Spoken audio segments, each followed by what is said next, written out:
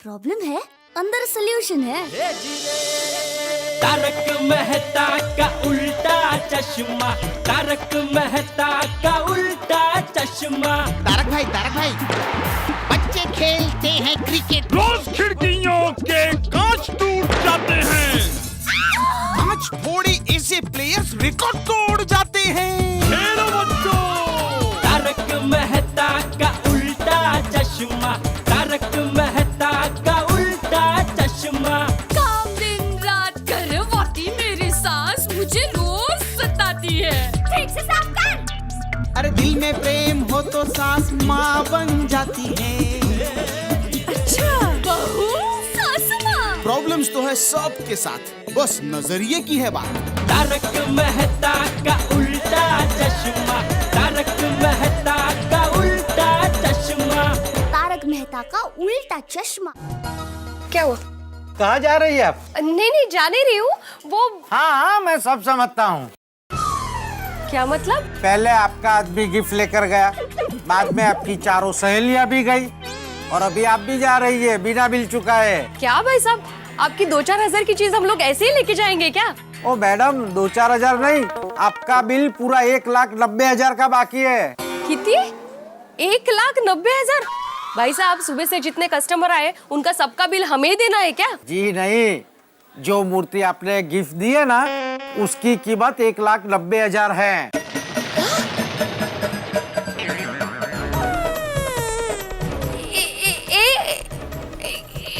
एक बार चेक कीजिए ना आप, आपसे जरूर कोई गलती हुई है। अरे कोई गलती नहीं हुई है मैडम, वो मूर्ति पूरी गोल्ड प्लेटेड है।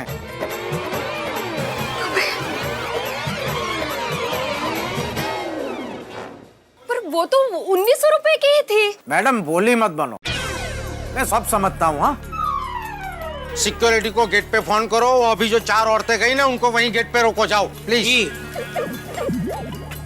क्या भाई साहब, हम लोग चोर लगते हैं क्या आपको? नहीं, जरा भी नहीं।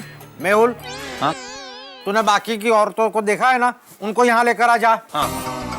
अरे भाई साहब, आप क्या कर रहे हैं? देखिए, हम लोग अच्छे घर के लोग हैं, मेरे पति शिक्षक है। वो क्या आपको चोरी करना सिखाते हैं?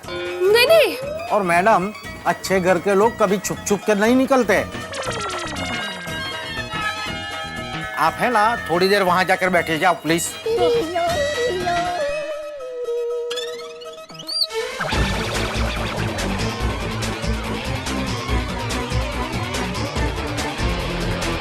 मैडम, ओ मैडम, चलिए दुकान में चलिए। क्या हुआ भाई साहब? ओ मैडम, कुछ बोलिए मत वरना पुलिस आ जाएगी। चलिए। पुलिस? भाई साहब, हमने दुकान में आने से मना कब किया, तो आप पुलिस की बात कर रहे हैं? मैडम, एक तो बिना पैसे दिए दुकान से जा रही थी और अभी यहाँ बातें कर रहे हो। चुपचाप चलिए। अरे भाई, वहाँ पर हमारे भीड़े बहन है ना, हम ऐसे थोड़ी ना भाग रहे थे। वो जो बोलना है अंदर आके बोलिए। चलिए फटाफट आइए। कमर का इंसान।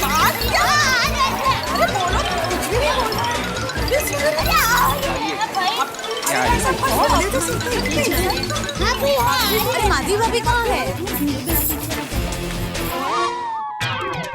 क्या हुआ माधवी भाभी? माधवी भाभी, अरे क्या हुआ? तबीयत ठीक है? भाई, पुलिस बुलाने की बात क्यों कर रहे थे? हाँ, अंजलि भाभी, हम लोगों ने नंदिनी के लिए जो गिफ्ट लिया उसका प्राइस क्या है? 1,900 रुपए। देखा? अरे ये भाई साहब बोल रहे हैं कि उस मूर्ति की कीमत 1,90,000 है। क्या? What? भाई साहब, 1,90,000 नहीं, 1,900 रुपए। हाँ। और 1,90,000 का गिफ्ट हम क्यों लेंगे? हमारा तो उतना बजट ही नहीं है। हाँ। अरे आपका बजट नहीं था तो आपने लिया क्यों? क्योंकि वो 1,900 रुपए का था। मेहुल, जा तो वो गोल्ड प्लेटेड मूर्तियाँ ला। तो मैडम, यहाँ हर चीज कंप्यूटराइज है, हर चीज का भाव कंप्यूटर में भी रहता है। आदमी गलत हो सकता है, कंप्यूटर नहीं। सर, हाँ लाइए। ये देखिए, ये मूर्ति का भाव है 2,15,000 रुपये। हाँ, ये लीजिए। ये अभी ये देखिए, इसका भाव है 2,20,000 रुपये। मैडम, आपने जो मूर्ति ली ना, उसका कीमत है 1,90,000 रुपये। वो गोल्ड प्लेटेड में सबसे सस्ते वाली मूर्ति है। 1,90,000 सस्ती? पहली बार सुना ऐसा। पर भाई साहब, मुझे तो उस मूर्ति पे 1900 रुपए दिखे थे। शायद, मुझे याद नहीं है। सॉरी। इट्स ओके अंजलि भाभी। देखिए भाई साहब, हमने तो चलो जल्दबाजी में प्राइस नहीं देखा, पर आपको देने से पहले तो प्राइस बताना चाहिए था ना। अरे मैंने इनको पूछा था कि ये फाइनल है कि नहीं, तो इन्होंने हाँ भी बोला था। हाँ, अरे नहीं नहीं, ये तो चीटिंग है। आपने जानबूझकर ही प्राइस नहीं बताया। आपको पता था एक बार हम लोग गिफ्ट लेंगे तो हमें तो पैसे देने ही हैं। हाँ, बरोबर है। अभी आप सब लोग पकड़े गए तो नाटक कर रहे हो। नहीं नहीं नहीं भाई, हम नाटक नहीं कर रहे हैं। हमें सच्ची पता नहीं था कि ये मूर्ति इतनी महंगी है। हाँ, अगर ऐसी बात है तो आप मूर्ति वापस मंगवा लो। वापस? हाँ? 1 मिनट, आप हमें जरा 2 मिनट सोचने का वक्त देंगे? हाँ सोच लो, सोचकर मुझे अपना फैसला बता देना। और तू यहाँ पे रहना। हाँ। माझं काही खरं नहीं आता। इनको पता चलेगा ना तो ये बहुत डांटेंगे मुझे। पहले ही बजट में भाषण दे चुके हैं, कठिन है। दया भाभी, आपने ये मूर्ति पसंद ही क्यों की? सॉरी, लेकिन मैंने तो सिर्फ पसंद की, भाव तो अंजलि भाभी ने देखा था ना। हैं? पर मुझे उस वक्त उस पे 1900 दिखा था। You know what? एक्चुअली हमें उन्हीं से प्राइस पूछ लेना चाहिए था। अभी ये सब बात करने का क्या फायदा? अभी ये सोचो कि 1,90,000 लाएंगे कहाँ से? मुझे ऐसा लगता है प्रैक्टिकली हमें नंदिनी को फोन करके सब बता देना चाहिए। मतलब नंदिनी से गिफ्ट वापस ले लेंगे? हाँ, इलाज ही नहीं है दया भाभी। मैं मानती हूँ कि नंदिनी को बुरा लगेगा, लेकिन उसको जो पता चल जाएगा ना हमारी परिस्थिति क्या है, तो वो समझ जाएगी। हाँ। अंजलि भाभी आप फोन करो। मैं? हाँ। मैं तो अभी कुछ बात ही नहीं कर पाऊंगी। और मैंने तो उसे दोस्ती की कसम दी है, तो मैं तो फोन नहीं करूंगी बाबा। सॉरी।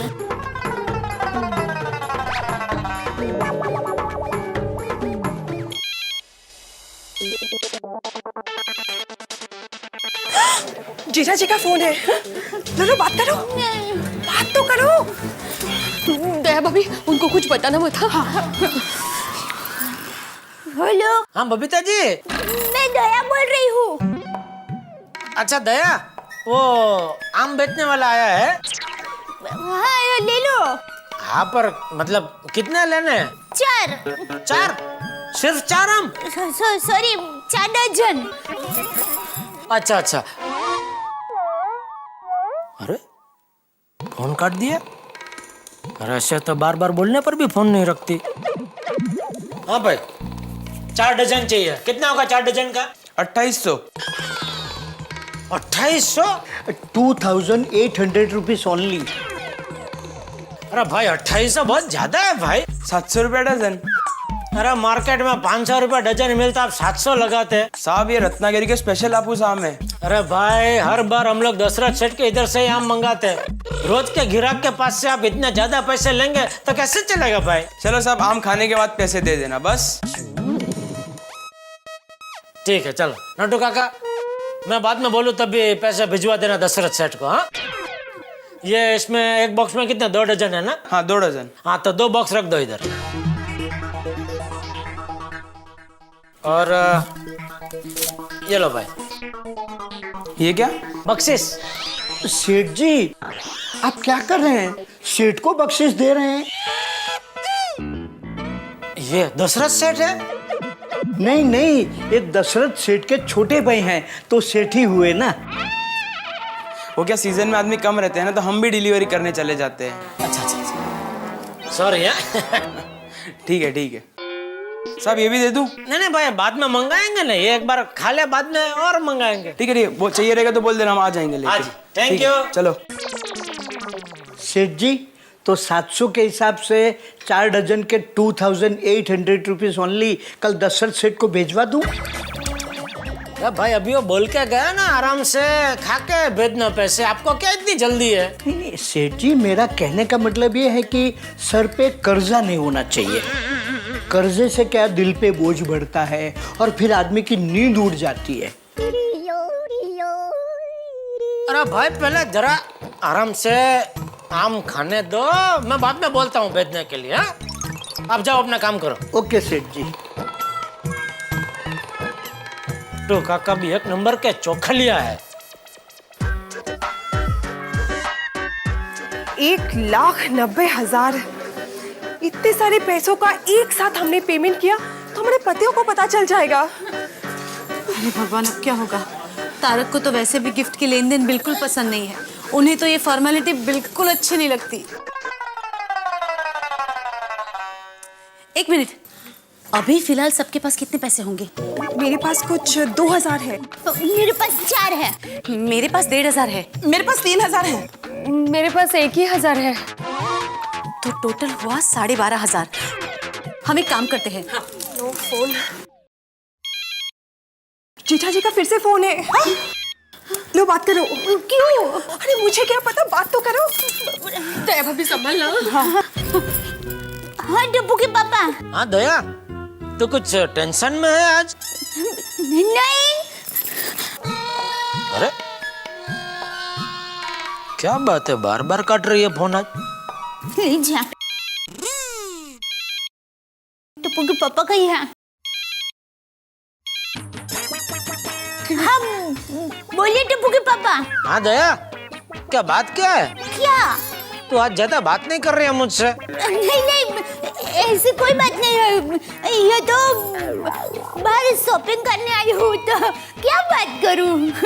कुछ टेंशन वेंशन नहीं है ना? नहीं, कोई टेंशन नहीं है। क्या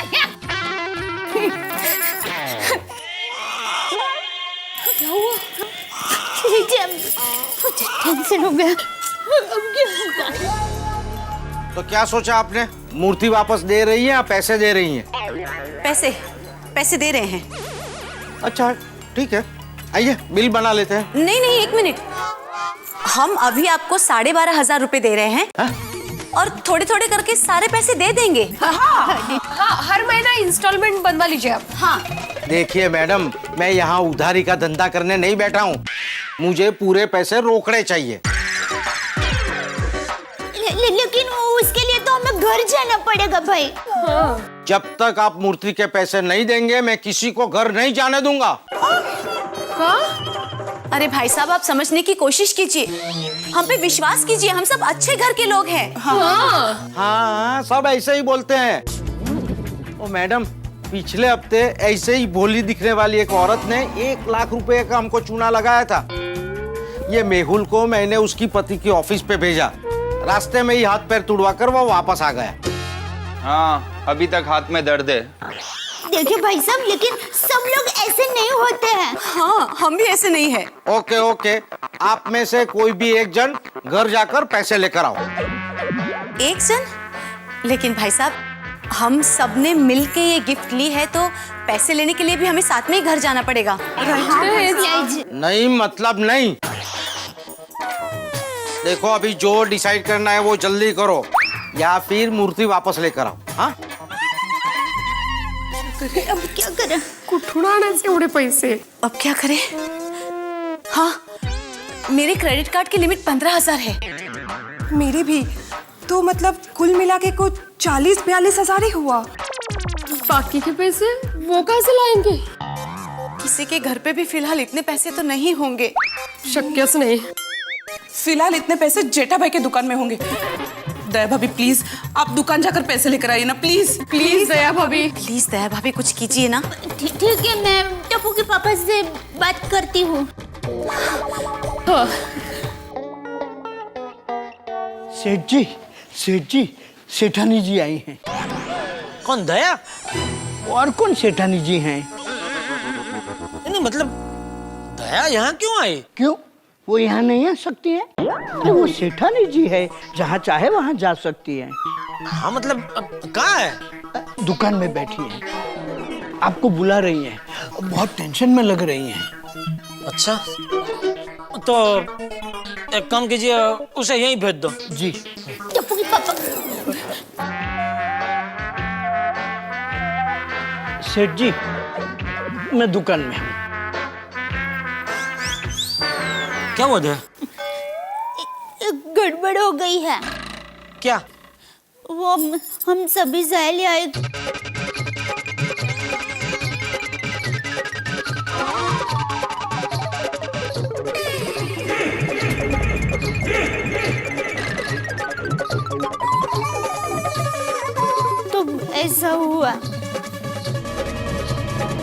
अरे डोबी नॉनसेंस, 1,90,000 की कोई गिफ्ट देता है? गलती हो गई। अरे क्या गलती हो गई? और इतनी महंगी गिफ्ट तूने पसंद ही क्यों की? अच्छी लगी इसलिए पसंद की, लेकिन तब मैंने भाव नहीं देखा था। क्यों? तू रानी विक्टोरिया है, हैं? मैं भाव को देखती नहीं हूँ।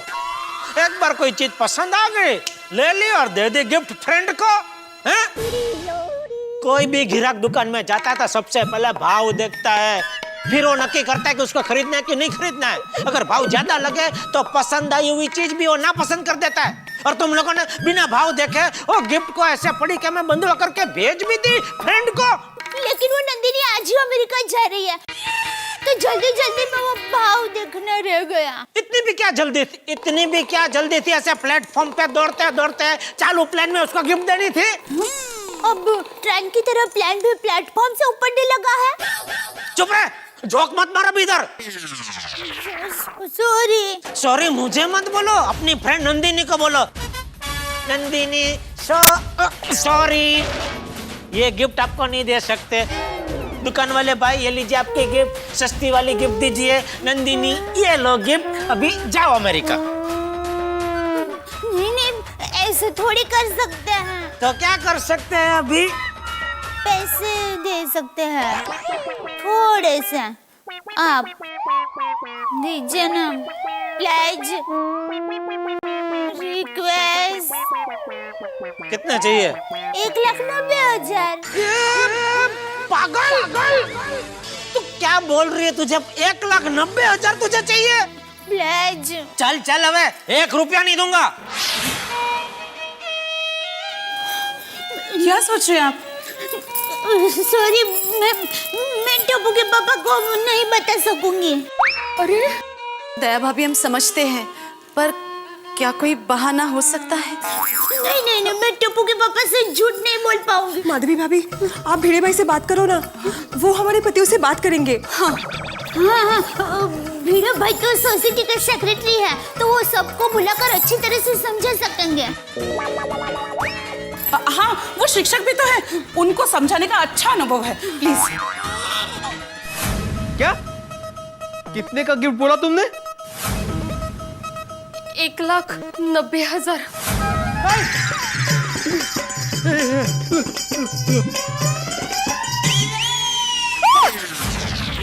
क्या हुआ? नहीं, मैं इनको नहीं कह सकती। कोमल भाभी, आप हाथी भाई को कहिए बोलने के लिए। नहीं, हंस तो टेंशन में और भी ज्यादा खाने लगते हैं। आइए, तो मुझसे बात ही करना बंद कर देगा। अंजलि भाभी, आप मेहता साहब से बात कीजिए ना, वो तो हमेशा सबको समझाते हैं ना। हाँ, इस वक्त मैं उनको समझाने जाऊंगी तो वो मुझे ही डांट देंगे। कहेंगे अंजलि, तुम में इतनी अक्ल नहीं है, कोई अनपढ़ लोग भी ऐसी गलती नहीं करते, तुमने कैसे कर दी? अरे देवा, आता काय करायचं? पैसे दिए बिना ये लोग हमें घर जाने भी नहीं देंगे। हे भगवान, ये क्या हो गया? मेरे घर तो लाल जी का और भानु का की आने वाले हैं, तो मुझे तो घर जाना ही पड़ेगा। अब क्या करें? हाँ, पर पैसे देंगे कैसे? मुझे लगता है हम सबको साथ में जाकर हमारे पतियों को सब बता देना चाहिए, तो ही हम उनके गुस्से से बच सकते हैं। पर हाँ वेड़ा, हम लोगों को एक साथ जाने नहीं देगा। हम एक बार साथ में जाकर उनको रिक्वेस्ट करते हैं। कोशिश करते हैं। हाँ, चलो। समझा? ख्याल रखो बराबर, समझा? भाई साहब, हम लोग में से कोई एक जाके घर से पैसे नहीं ला सकता, हम एक साथ ही जाना पड़ेगा। नहीं, मैं पैसे लिए बिना आप सबको जाने नहीं दूंगा।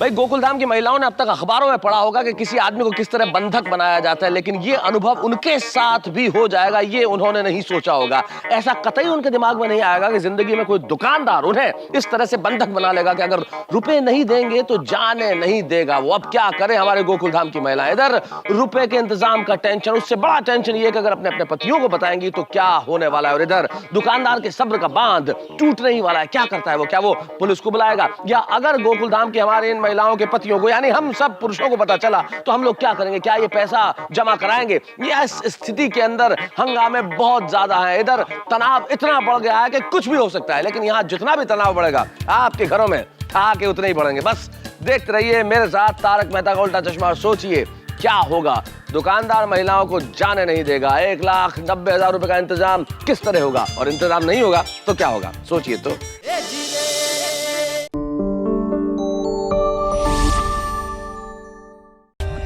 For more updates, subscribe to our channel, click the show links and enjoy watching the videos.